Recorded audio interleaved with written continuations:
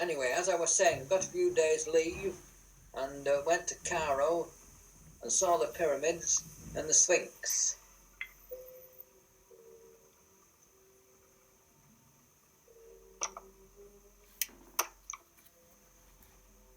When on board the ship, I lived in a small forecastle, a forecastle under the bow, with 20 other men, and underneath us were the diesel fuel tanks.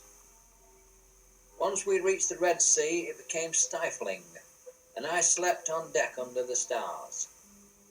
Our speed was slow because we had to shepherd our tank landing craft across the Indian Ocean via Aden to Mandapam, which was in Cochin State, southern India.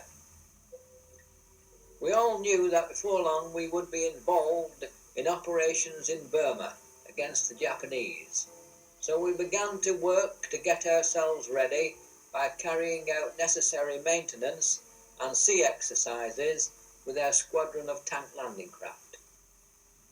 The assault was not long in coming. In April, in fact, an invasion flotilla, of which we were part, forced the Irrawaddy River and sailed up it to take Rangoon. Once again I was fortunate. Our forces were strong, the enemy was weak, and we obviously surprised them. But we were in a very vulnerable situation as we sailed up the Irrawaddy.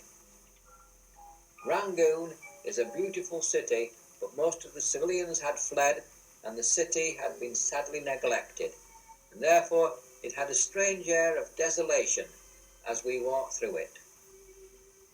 From Rangoon we returned to Trincomalee in Ceylon, now Sri Lanka. Trincomalee served as an important base for the Royal Navy, mainly because of its large and safe anchorage for many ships.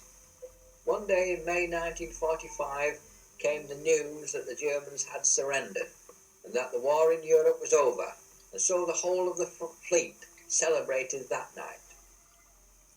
As night fell, coloured lights began to illuminate the harbour, and music and singing drifted across the water from one ship to another.